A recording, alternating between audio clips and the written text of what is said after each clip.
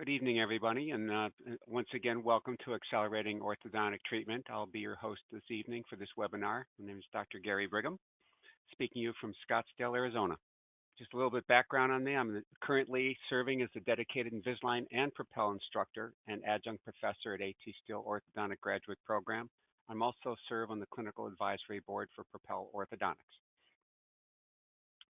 In addition, I have a bit of an Invisalign background. I'm a top 1% provider, and we're just over 1,855 cases treated with almost 600 Invisalign teens. I'm currently serve as a member of the line faculty. I also serve as a member of Your Ortho Coach, which is Dan's specific one-on-one coaching program. Currently, with my own experience with accelerated products, we've done about 208 manual osteoperforation cases, and we just topped just slightly over 100 high-frequency pulse vibration cases. I've published 3 articles on manual osteoperforations and pulse vibration devices in orthodontic practice. And I have to offer this disclaimer that I've been compensated for it. And specifically, what I'm sharing with you is my own experience with these devices, and the opinions that I'm expressing are mine alone. And I hope that I can give you some benefit just sharing my experiences with accelerated orthodontics. So Tom Pitts is someone that I've always looked up to and followed him for a long time and learned an awful lot from him. And he's always talked about exceptional aesthetics with his orthodontic treatment, and which is remarkable. But more recently this year, in one of his advertisements for one of his seminars, he's now talking about not only exceptional aesthetics, but also doing it in less time. And I think everyone who's gone to the summits knows that at the last orthodontic summit for Invisalign, Invisalign has announced the change to exchanging aligners in 7 days rather than the traditional 14-day aligner exchange. And even Colgate's got into the picture. One of their most recent advertisements on their oral health network is talking about the fastest way to straighten teeth without orthodontic treatment. So why this collective focus on accelerated orthodontic treatment? What do they know that so many orthodontic practitioners are already experiencing interest from their patients in acceleration, but don't yet know it will likely be an integral part of their future orthodontic practices? Well, I think whether practitioners realize it and accept it or not, and regardless of the modality of treatment that they're using, I think a principal focus in the future is going to be placed on accelerating orthodontic treatment. And why? I think historically, changes in orthodontic treatment methodologies have often been driven simply by patient demand and patient concern. And over the past years, anybody that's been practicing for a while in orthodontics knows that there's been a noticeable shift in teens' attitudes towards orthodontic treatment in general. And specifically, they still all want perfect smiles, but with their schedules and with their social media identities, I think these teens now just don't want to stand out while they're getting these smiles. And more importantly, now they'll give you about a year to get it for them. After about a year, you'll see a precipitous fall in their capacity to cooperate and to follow through with the instructions that are necessary to achieve good orthodontic results. And sociological surveys further indicate that millennials and baby boomers alike are now mimicking teens in their diminishing capacity for both patients and compliance with orthodontic treatment. So it seems to be like something that's spreading across the country. And I've noticed a significant trend just from the past 7 years. So now more than anyone time before, orthodontists today are now faced with increasingly new and challenging treatment time constraints that we didn't have to deal with 10 to 15 years ago. And currently, the current acceleration treatment modalities that are available are manual osteoperforation devices, pulse vibration technology, and also low-level lasers. And I'm going to direct my attention specifically to MOPS, manual osteoperforations, and to the pulse vibration technology that's available. So accelerated orthodontics is creating, in my opinion, a paradigm shift in the manner in which patients are being treated. I think, just from my own experience, the combination of clear aligner therapy and MOPS has the potential to change the face of orthodontics as it's currently practiced. And I think it's important that anybody that uses any type of acceleration device to have at least some generalized background of the science behind acceleration, because there's a lot of controversy with regard to it and a lot of disagreement.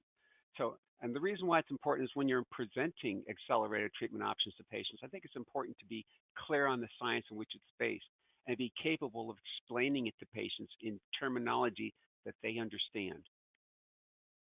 So research suggests that acceleration's effects begin with osteocytes, and that really makes sense because osteocytes are the mature cells and bone cells, and they also happen to be the most ubiquitous bone cell in the entire bone or skeletal matrix. Osteoclastogenesis specifically requires inflammation in the area, and MOPS mechanically disrupts osteocyte cell membranes. And you can see there's a lot of osteocytes hanging around with the osteoblasts and the osteoclasts in the bony matrix. Mechanically damaged osteocytes secrete a number of pro-inflammatory cytokines and chemokines, including MCSF and rankle, that activate osteoclast activity. And I'm going to be a little bit more specific about this very shortly. Now, I've searched all over the research, and still to this date, and I showed this in my last webinar, to date, this is still the most comprehensive and easily followed diagram trying to explain the difference between MOPS and pulse vibration, even low-level lasers. And specifically, pulse vibration can result in the secretion of MCSF, but it's a long route to get there. Whereas MOPS, as soon as you do some tissue damage, you get this flood of MCSF as well as rankle, where specifically with these modalities, it's mostly rankle. And the bottom line is this: when there's a flood of pro-inflammatory cytokines and chemokines, it stimulates these osteoblasts to release rankle. Rankle is just simply a protein that sits on the cell membranes of osteoblasts. And once it's released, it seeks its receptor site in rank, and these receptor sites usually are on monocytes or macrophages. And once they connect, it stimulates these mononuclear cells to combine to start forming mature multinucleated osteoclasts. Once you get a multinucleated osteoclast, now you've got an osteoclast that's beginning the bone modeling process. And that's basically what it comes down to. That's the science. Now, the formation of osteoclasts is regulated by a formidable number of cytokines. And although there's an awful lot more than what I've got right here, there's been more research to elucidate that there's always a flood of these when there's osteoclastic activity. Specifically, I think these are the most important ones because there's the most information with regard to MCSF and rankle and OPG. Now, the rate of bone resorption can be regulated by increasing the number of osteoclasts and increasing the activity in survival osteoclasts. And this is very important when it comes to bone remodeling. And specifically because MCF is an important cytokine. And it's important because mechanically induced tissue damage stimulates MCSF-dependent bone marrow macrophages to differentiate directly into osteoclasts through a mechanism that's completely independent of this rank-rankle interaction, which I previously discussed. So now we've got a cytokine that can actually do an end run around this interaction that goes on with osteoblasts that releases rankle to hook up with monocytes that have the rank receptor and start converting into osteoclasts. So MCF is a particularly important cytokine because it rapidly and potently augments rankle-induced resorption.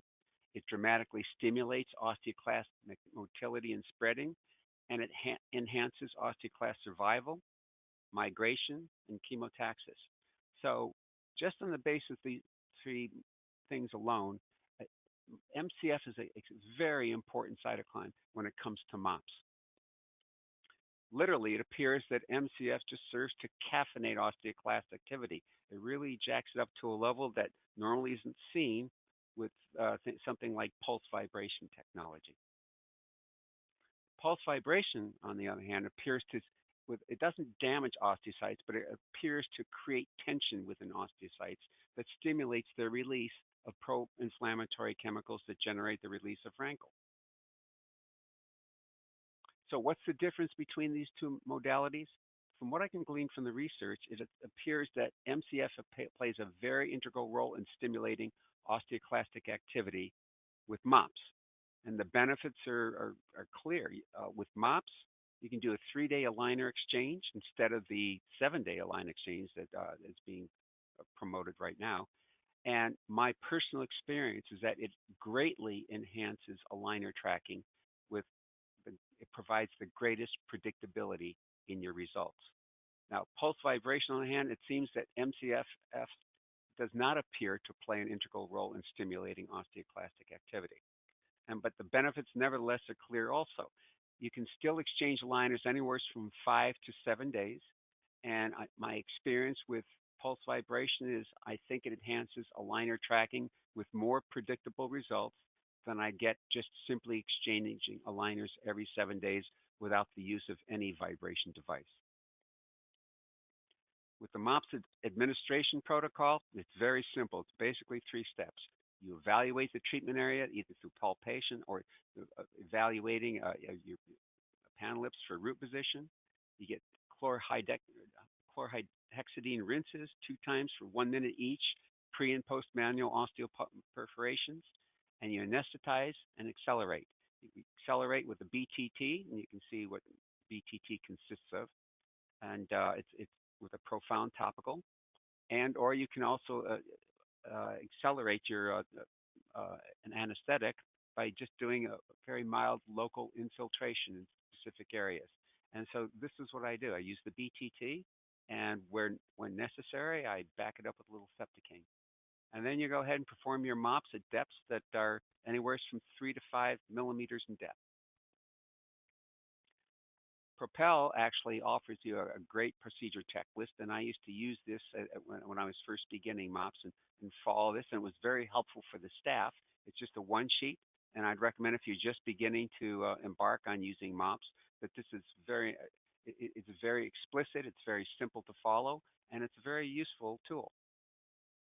And same thing with the mapping out where you're going to put your perforation sites. And I'm going to show you how I used it at the beginning, and sometimes I still use it when I'm trying to communicate with my staff in preparation for it. And it still has the checklist for making sure you get the informed consent, make sure you get the chlorhexidine rinses, and make sure that the patient is using Tylenol and not Advil for their pain.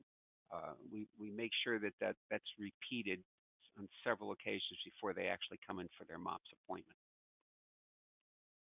Now, it's important to consider the morphology of alveolar bone when you're planning out your MOPS, because the cortical plates of alveolar bone consist of compact bone, which varies in thickness in different areas. So, for example, it's thicker in the mandible than the maxilla. I think everyone knows that. And it's thicker in the premolar and molar region than it is in the anteriors. So in the anteriors, it's usually about 1.1 to 2.8 millimeters in thickness. And in the posteriors, around that region in the premolar and molar areas, it's 1.5 to 3.3 millimeters in thickness. And then in the alveolar bone, just between the first and second molars, it tends to get a little thinner again. It mimics more the thickness of the bone in the anteriors. And then once again, cortical plates are thicker in brachiocephalic and thinner in dolichocephalic facial architectures. And so this information is very good to have as you're approaching your MOPS patients.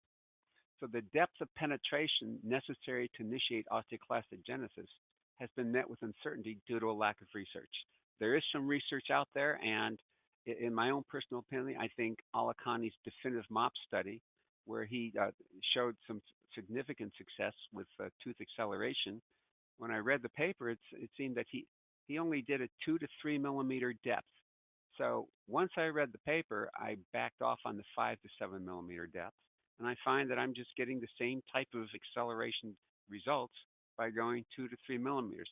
And the research suggests that since there's a fanning out effect with the cytokines and the chemokines, that all you have to do is disrupt the cortical plate of bone.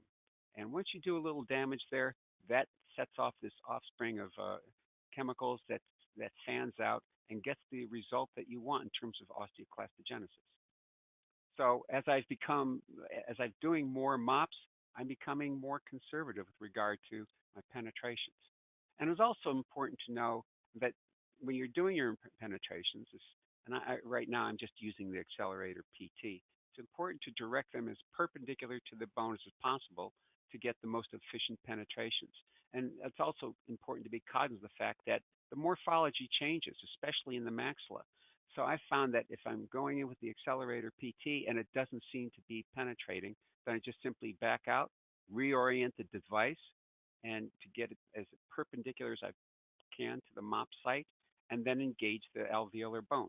So if you're not getting some engagement within the first 3 seconds, and you feel like you're bouncing off of it, just back off, reorient, and re-engage, and you'll find that you'll be a lot more successful that way.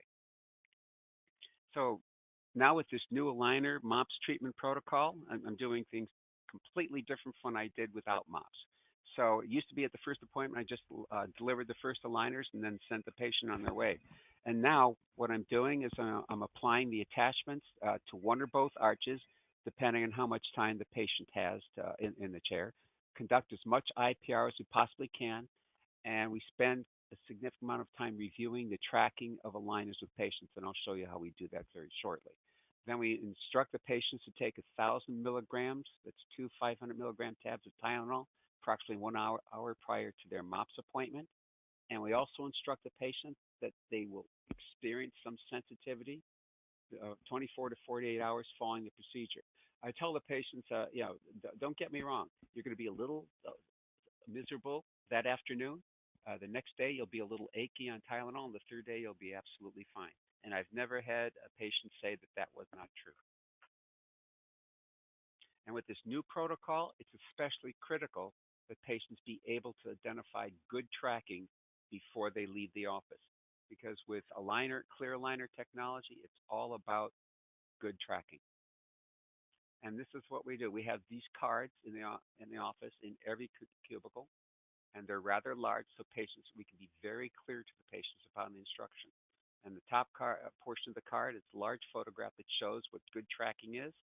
And on the bottom portion of the card, we've exaggerated poor tracking, so it can be very clear. Tell them we don't want to see any daylight at the edges of these aligners. We want to make sure they're clear on understanding that, because that's the whole essence. We always point out to them that the teeth that are going to likely untrack is the lateral incisors and sometimes canines in severe rotations. So we tell them to focus on that.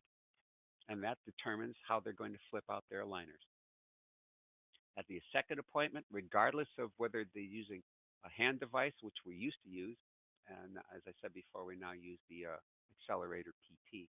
But regardless of the device used, the treatment protocol is always the same.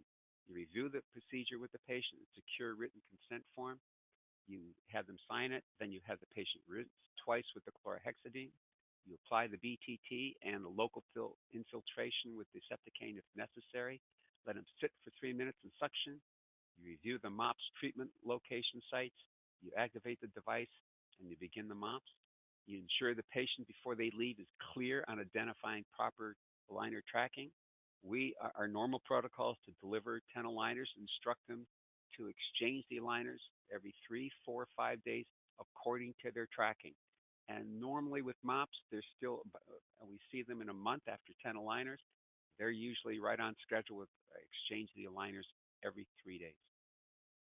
The setup is absolutely easy. You've got the BTT, the chlorhexidine. We have a timer so we can time. What we've done, we've take 2 gauze sheets and we fold them over vertically. So what you're looking at here is 2 gauze squares side by side. Take the BTT and just push it right across there. A nice big fingerful of it.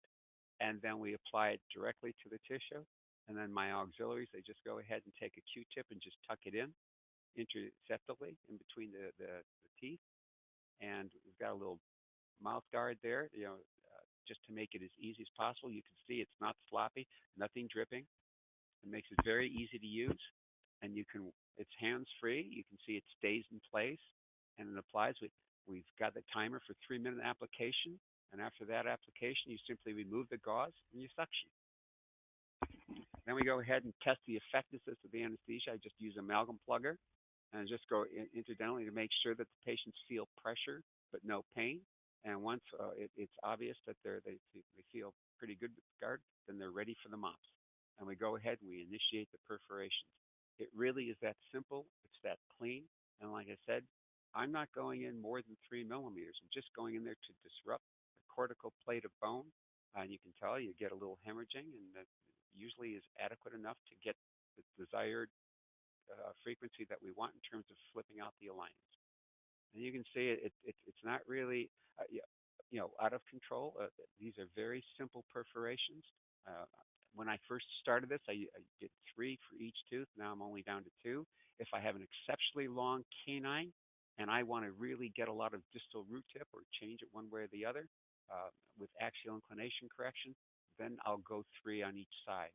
But that's the only. It's usually just 1 in front of the molars, and it really when I first started this, it was taking me 45 minutes. Now you can really go through this in 15 to 20 minutes, and that's going 6 to 6 both in both arches. So let's just go over 1 or 2 cases. This is a 19-year-old with a vertical class 2 malocclusion, and she'd been 4 years out of fixed appliance therapy. And, she said she'd been wearing these vertical elastics, and she said she and the orthodontist just got tired of it, and they decided to leave it as it was. But she came back in the office because she started getting headaches, and obviously you can see that she's got a recessed chin point from her vertical class 2. She has inadequate incisal guidance, a little proclination of the maxillary incisors, and she wasn't happy with her dark buccal corridors. But she had very acceptable incisor display. And you can see she's definitely a vertical class 2, which was 6.7. She had an incisal guidance that was not within the physiological range. That interincisal angle is way too obtuse. The facial axis was very poor, 77 degrees. And the goniontogenian to nasion perpendicular was way off base at minus 7.4 millimeters instead of the minus 2.2. And with regard to axial inclinations, were not unreasonable simply because she had previous fixed appliance therapy. And so the treatment plan was to use Invisalign Teen and intrude the posterior buccal segments, which is the maxillary molars and bicuspids, and the mandibular first molars and second bicuspids. The key to treating these vertical class 2s is just to incorporate a very gentle curve of speed. Incorporate that into ClinCheck and have it express itself clinically. And by doing that, we can generate a hinge axis of closure of the mandible in ClinCheck to effect an acceptable overbite that establishes incisal guidance without extruding the maxillary central more than 1 millimeter. And then to also broaden the arch form, and you can do that with clear aligner therapy without worrying about opening up the vertical anymore. One of the treatment goals was to create an acceptable smile arc and to improve patient profile by getting a little bit more project in the chin point via the hinge axis of closure of the mandible, and to support the intrusion mechanics with MOPS and with the patient use of rubber gum. So this is what the ClinCheck looks like. Now, I want to be very clear so there's no confusion with regard to this ClinCheck. As I mentioned previously, I teach orthodontic graduate students at the AT Still graduate program, and so I specifically asked that this ClinCheck be broken down. It wasn't expressed like this clinically, but I broke it down because I'm trying to teach the students the Incisors extrusion protocol for the interiors to create the smile arc, and I also wanted to show them Dayan's protocol for extruding the posterior buccal segments to incorporate a nice smile arc. So what you're going to see is a breakdown. What you're seeing is a breakdown of the Incisors extrusion protocol to get the smile arc in the interiors, and then you're going to see the intrusion mechanics to get the hinge axis of closure. But I want to emphasize that this wasn't broken down like this clinically. These things were both the extrusion of the interiors and the intrusion of the posteriors were happening simultaneously. I just had asked this to be broken down for instruction purposes, but it helps in this particular webinar too, so you can see. You can get an idea of, and this is the reason why there's so many aligners, because when I'm trying to incorporate a smile arc in these patients, I slow down the velocity of tooth move to 0.15 millimeters per aligner to maximize the opportunity to get the best extrusion and the least amount of untracking that I possibly can. And I found that this approach is the best approach that I can. And when they untrack, then you've got to go back to Bootstrap Elastics. And I'd rather avoid that if it's possible. And this has given me the greatest degree of success. And once again, you can see it from the right. There's the Incisors extrusion protocol for the interior, the smile arc. Then you'll see the intrusion mechanic to incorporate the curve of spee. And then you'll also see, as these teeth are intruded, that you'll get that hinge axis closure of the mandible, and hopefully a reasonable projection of the chin point to reduce that or to improve the profile. Now, to ensure that I'm maintaining the incisor display, I always use the grid because the grid's great. And so I don't want to, every box on the grid is 1 millimeter, so I don't want to see any more than a millimeter of extrusion of the central incisors. And this is the way to test it. And with the Incisors extrusion protocol, it states that for every 0.1 millimeters of extrusion, you have to have an equal amount of protrusion. And that's what you're witnessing in this particular clinch. And you can see we just about got not more than a millimeter of extrusion of the maxillary incisors to preserve that incisor display that we like.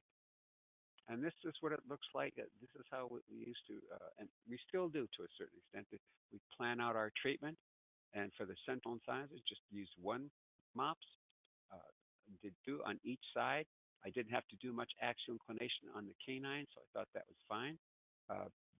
The lower just did one perforation, so this is how you map it out. Now, since I'm doing maxillary intrusion of the buccal segments, I'm actually going behind the first molar and getting a perforation between the first and second molar because I want to get this bone ready for exceptional osteoclastic activity to maximize my chances of success of intrusion. And I want to do this at a velocity of flipping out these aligners every 3 millimeters.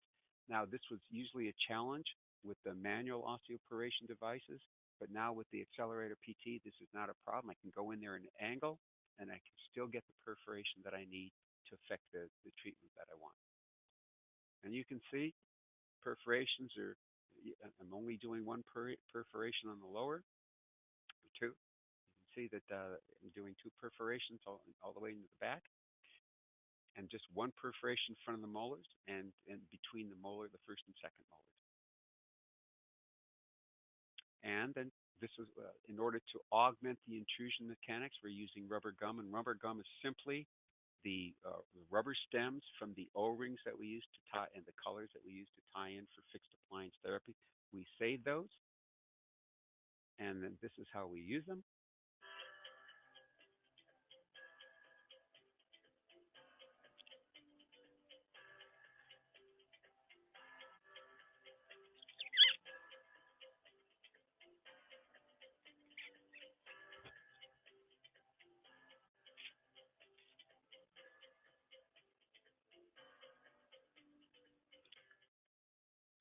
And we tell the patients that rubber gum therapy is not part of their treatment, is their treatment. It goes hand in hand with the aligner treatment. And after 49 aligners, we're able to meet all of our treatment objectives with no refinement at 7 months and 3 weeks of treatment. So anything that I can do to accelerate beyond the 7-day aligner exchange is always a plus, because at this particular point, the patients oftentimes are already getting just a little bit burned out. So I want to do everything I can to meet these objectives. And with MOPS and the use of rubber gum, we are able to meet our objectives. And I really feel that we've got a little bit more chin point projection here, improvement in the facial profile. Reduce the width. She's still a class 2, and she always will be unless she had jaw surgery. But we got the interincisal angle back into the acceptable range, which is 125 to 135. Even close the facial axis just a mite, and we significantly improved pogonion to nasum perpendicular. And from what I can see, I think that the roots are doing fine, and they look just as when she began treatment, and so we're pretty happy with that. Here's another case. Got an orthodontic graduate student who was graduating in 10 months, and he decided that he needed to do something since he was going to be out in the public with his peg-shaped laterals. So he's a brachycephalic class 1, width of 1.7, so just a little outside the class 1 range. Interincisal angle is too obtuse and not within the physiological range. The lower mandibular incisor at MP is just a little proclined. It's got a good facial axis, and the maxillary incisor to nasion is just a little proclined. So what we really need to do is we need to steepen that interincisal angle, and we need to plan out for recontouring of those maxillary lateral incisors. So the treatment plan was to develop the arches to a broadened arch form to fill his buccal corridors once again, and to use a Bolton analysis as part of the treatment plan to plan out for composite recontouring of his peg-shaped maxillary lateral incisors. Wanted to retract both the maximum mandibular incisors to steepen the incisal angle to get it within that physiological range, and to conduct at mid-course correction composite buildups of the maxillary lateral incisors. We wanted to create an acceptable smile arc, and we wanted to support the arch form development and the creation of a smile arc with MOPS. And I told him since we were going to stop in the middle and build up the aligners, that was going to take 2 separate MOPS experiences. What what I really appreciate about having the Bolton analysis is that that's how you do the planning, because the peg-shaped laterals were just slightly different in their width. So what I wanted to make sure is that the width of the peg-shaped laterals plus the distance, mesial and distal, the spacing, was equal to the contralateral sine. So when we were finished, we had some degree of symmetry with regard to the cosmetic buildup. And that's the great thing about planning with using ClinCheck.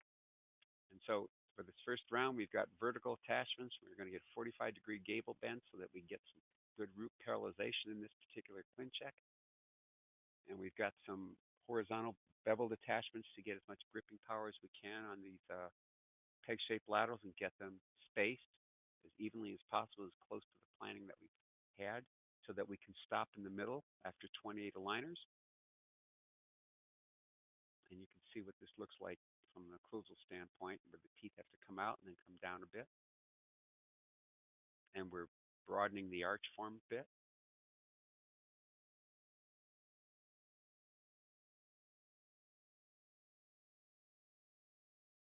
See, we're getting some axial inclination, some rotation correction of the canine.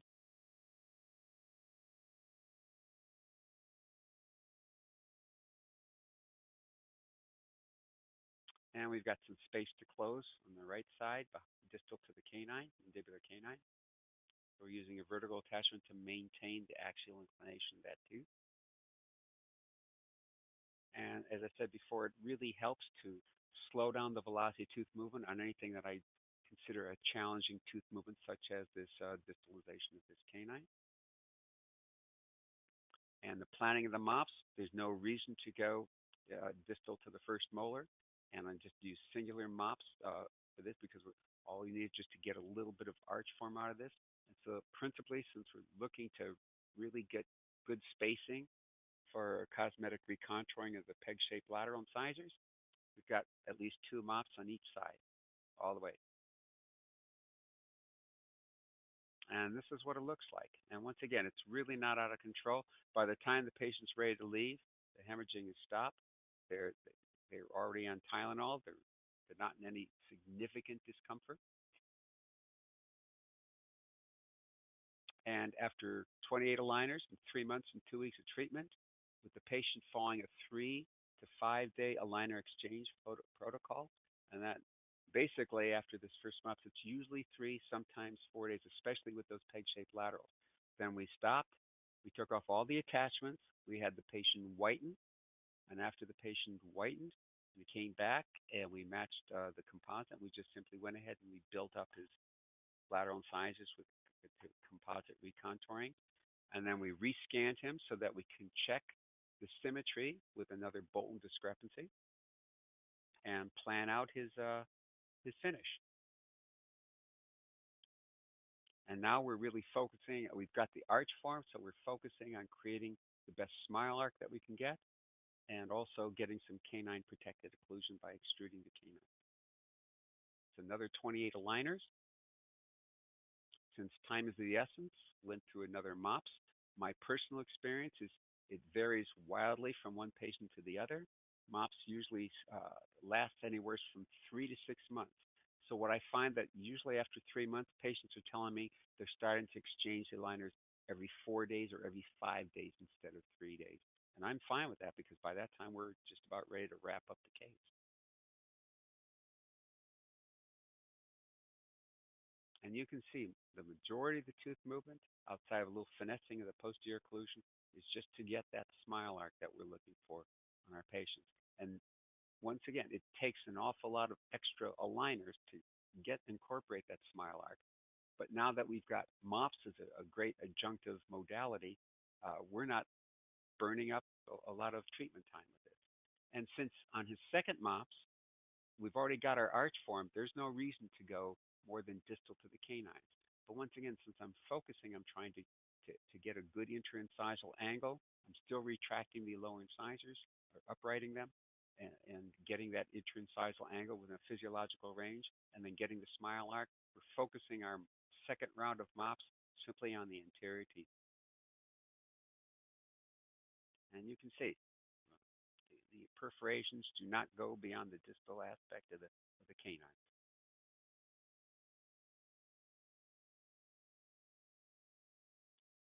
And then close to the end, found that the canines were just a little short in terms of making sure that the patient wouldn't engage his incisors in mandibular excursive movements. So we resorted to Bootstrap Elastics. We put a little ceramic button on the buccal surface of the canine, and we used some buttons on the back, although nowadays I use Kaplan hooks because the patients don't have any problems getting them, and sometimes they struggle with getting the elastics on the hook, on the buttons. So with the hooks, it's not a problem. And so he just continued finishing up. He's completely finished with the liner therapy, and we're just finessing the canines. And then when we got them into that into a canine protected occlusion and the lateral excursions, we got the arch form that we're looking for. We got the smile arc, and with a total of 56 aligners, total treatment time is 6 months, 3 weeks in treatment on a 3, 4, 5-day aligner exchange following the second day of Propel. And improved the width just a bit, but more importantly, we got the interincisal angle where we wanted it. Uh, Upper incisor to the nasion is in good shape. Facial axis is good. And we were able to upright the lower incisors to empty. And by doing that, I think we're going to have a greater degree of stability in the final result. And you can see we're able to maintain that axial inclination where we're distalizing and closing that space to the canine. And I'd like to talk a little bit about pulse vibration technology in orthodontics. So far, research has only suggested, and I want to be clear, suggested that vibration may have some advantages or some benefits. It seems to be possibly helpful in improving aligner seating. That's been my experience. Has a non-pharmacological analgesic effect in some patients. It's possibly accelerated orthodontic tooth movement according to Alicani, and it's possible enhanced retention with increased bone formation. So to date, there's two principal devices on the market. One is the low frequency vibration device that vibrates at 30 hertz, and the other is a very high frequency vibration device that vibrates at 120 hertz. And to date, published studies purported to support the effectiveness of low frequency vibration. And these are the principal studies that have been cited, although that's been subjected to some criticism. And it's been followed through. Woodhouse has found, when he was followed through on some of those studies, he found no effect with fixed appliances at a low vibration device. Yadoff and all have also found that they found no differences at 10 hertz and at 20 hertz. Yadoff continues to follow through on this, and he's actually demonstrated a significant decrease in osteoclast number and surface activity when he's used a vibration device at 30 hertz. And Rubin has found that frequencies from 15 to 90 hertz can be strongly anabolic, which is exactly the opposite of what we're trying to do when we're trying to stimulate osteoclastic activity and bone remodeling. And Kalijic and all has found that when he evaluated low vibration forces at 30 hertz in rat molars, now granted the total number was only 9, but he concluded the tooth movement was significantly inhibited by the application of cyclical forces at a frequency of 30 hertz.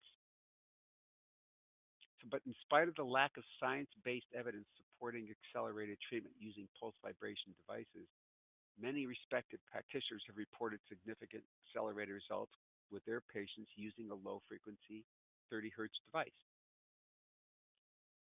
Now, Lewenthal et al. Has found that they've reported a significant acceleration of canine retraction in 15 patients following first premolar extractions. However, they didn't use a pulse vibration device, they used electric toothbrushes. But the key was they were using electric toothbrushes that vibrated at 125 hertz. And they did find a threefold increase in one of the markers, the cytokine markers associated with strong osteoclastic activity. And Judic et al. Also reported that bone morphology changes are significantly greater at 90 hertz than at 45 hertz. And of course, Alakani, who's been the fourth in terms of research with high frequency devices, has found that he gets higher bone formation effects that are produced at higher vibrations around 120 hertz. So to date, high frequency device that is recommended for improved aligner seating and reduced aligner lag. And I found that to be a significant advantage in my own practice. There is no claim, however, of accelerated tooth movement. But by virtue of enhanced aligner seating, my own personal experience has been it clinically reduces both refinements and treatment time in aligners, especially since so many of my patients will sometimes just not wear their aligners for a couple of days. And previously, before these devices became available, that was an instant refinement for me. But now with these using the aligners plus the pulse vibration device, I just had them use the device until they regain their tracking before we move on. And it's been a real advantage in my practice. So at the beginning, I was starting to use the devices when we were still exchanging the aligners every 2 weeks. But regardless, this would have been problematic for me before using a device. And by using the device and having exchanged the aligners every 7 days, we got a very reasonable result in 10 months and 3 weeks of treatment. But once again, then it posed the question of, geez, could she have gotten the same, result with just exchanging aligners every 7 days with this new protocol and the new material that Align uses without a high frequency vibration device? Because she was a very cooperative patient. So it leads to the question of, if high frequency vibration does in fact have the potential to accelerate treatment secondarily by virtue of its enhanced aligner seating capacity, would it be possible then to exchange these aligners even more frequently than the current 7-day protocol that's been promulgated by Align Technology? And for this, I just follow the lead of Dr. Tom Shifley, who had started exchanging aligners every 5 days with pulse vibration. And so I thought that, in selected cases, I started using that 5-day protocol. And this is one of my first cases. And once again, she had a lot of times my aligner cases are just simply previous orthodontic treatment where they were unable, especially on a lot of these cases where they come in with inadequate incisal guidance and they start getting headaches. And so when they start getting symptomatology, it's a reason to go in there and try to get a smile arc, but also try to get some incisal guidance and improve their interincisal angle. So that's a lot of aligners because once again, I'm slowing down the velocity of tooth movement to ensure a tracking. So, and the reason why I manipulate the velocity is I want to do everything I can so I don't have to resort to bootstrap elastics or to refinements. And you can see, once again, I'm using the Incisors extrusion protocol to affect the treatment and to maximize my opportunities for tracking throughout the entire treatment. And it's worked out very well. So we were able to complete the treatment in 5 months and 3 weeks, and she was able to exchange the aligners every 5 days using just a high-frequency vibration device, 5 minutes a day. And a lot of you are familiar with my phase 1 to Invisalign. Do a lot of phase 1 because I have to admit that if this was 10 years ago, I'd probably be looking at this as a 4 bicuspid extraction case. But now with being able to use the Bolton analysis and being able to use interproximal reduction, I'm not as quick to remove bicuspids, although I have nothing against taking out bicuspid teeth. We get the arch form, and we use Dmax from Dynaflex to distalize to create more room to get canines in. And at this point, I'm distalizing so I can reduce the number of aligners in phase 2 treatment. So at this point in treatment, I would actually take out these appliances. I would go ahead and scan the patient for Invisalign. Aligners come back, and then we start our Invisalign treatment with a pulse vibration device with high frequency. And you can see that this is only the first round. There will be refinement because the canines aren't in. So at this point, I'm trying to establish the arch form and start working on the interincisal angle. And now I've already got the space, so I can distalize this and I can blow a little anchorage there and support it with class 2 elastics off the 4s because the 3s are not in. Allow the 3s to drop in. And now she's ready for refinement. I've already got the arch form. I still have to improve the interincisal angle with additional IPR. And now we've got another 35 aligners because now I'm focusing on the Incisors extrusion protocol, trying to create a nice smile arc, doing additional IPR so that I can improve her interincisal angle and reduce the procumbency without removing bicuspid. Vertical attachments here in these eyes are just to get some axial inclinations of the improvements in the lower incisors. And one of the reasons why there's so many aligners is because this tooth came at a very poor axial inclination. So I've got a vertical attachment to get as much axial inclination correction I possibly can in this case without using any auxiliary.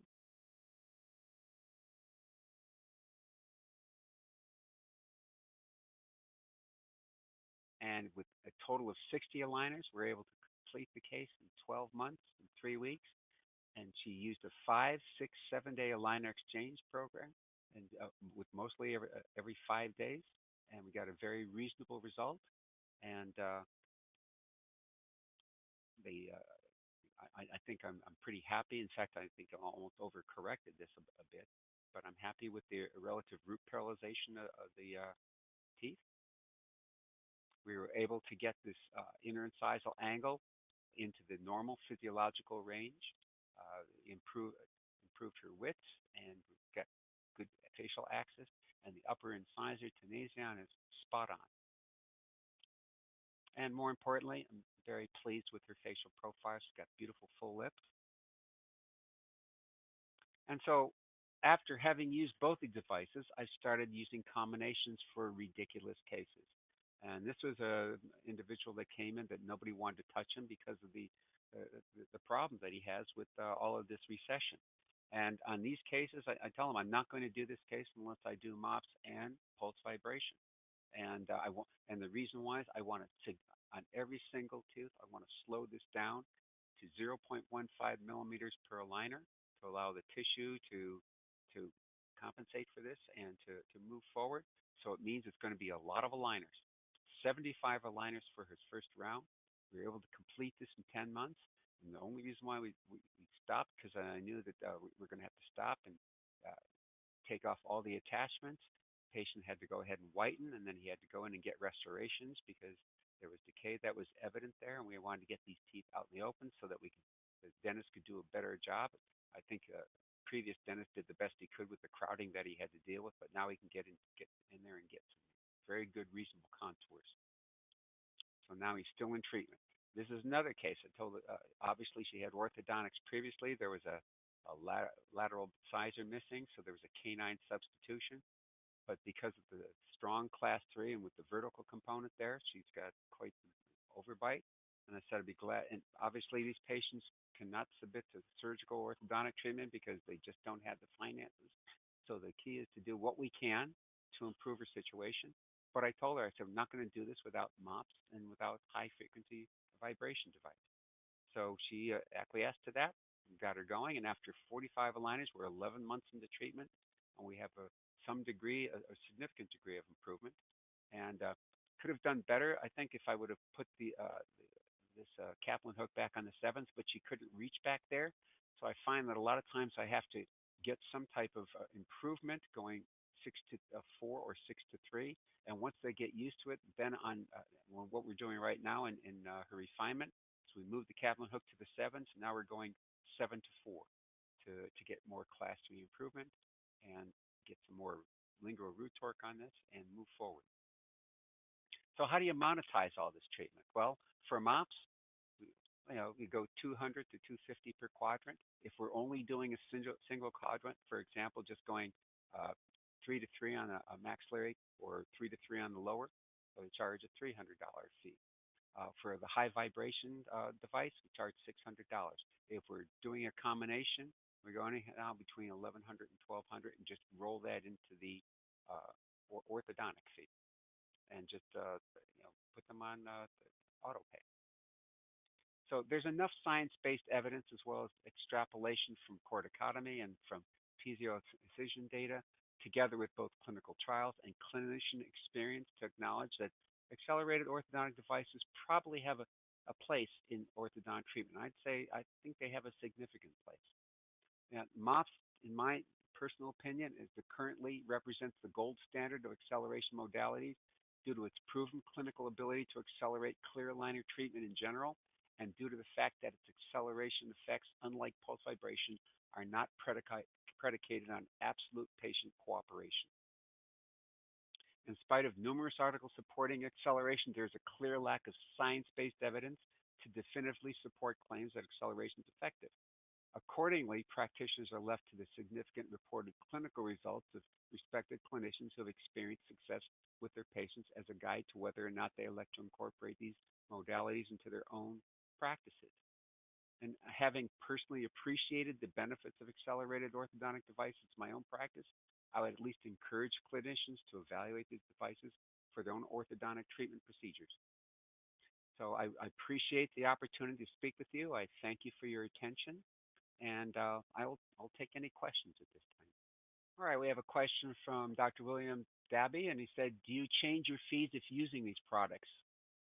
Or is it time saved with appointments covering your costs? I have to tell you, now that I've been doing this for a while, sometimes when patients say they can't afford it, I will give it to them anyhow, because my whole focus is on getting the best results that I possibly can and getting out of treatment. At least here in Scottsdale, patients they burn out. They burn out much more quickly than they did before. So my focus is on acceleration. But I have found that patients are more than willing to pay these fees as long as you make it feasible for them. So what I do is I put everyone on auto pay, and it matters not to me if they finish their treatment before they finish paying their fees, because I'm still following them in treatment through retention. So that's a good question. Thank you. And then another question is, do you use dental monitoring to track seating of aligners before changing trays? I'm not quite sure what you mean by dental monitoring, but I can tell you that the most important thing in my own practice is making sure that patients understand what good tracking is. I tell them that if you have any doubts, take a selfie and text it to me, so let me be the judge. And I have to tell you that to date, no one has done that, because I think that's just a reflection of the fact that my staff is very good about making sure that the patient doesn't leave the chair until they understand what good tracking is. And Stratty, thank you for your comments. I really appreciate it. And thank you, Mel Pearson. It's great to hear from you. And Mark Wong asked, is this being recorded and available online for review? And the answer is absolutely yes. After I finish this, this will be available for review. And again, it says, thank you for the presentation. How different is this for patients with periodontal disease? Well, first of all, I'm not starting patients with periodontal disease unless they've gone through a significant regime with a periodontist.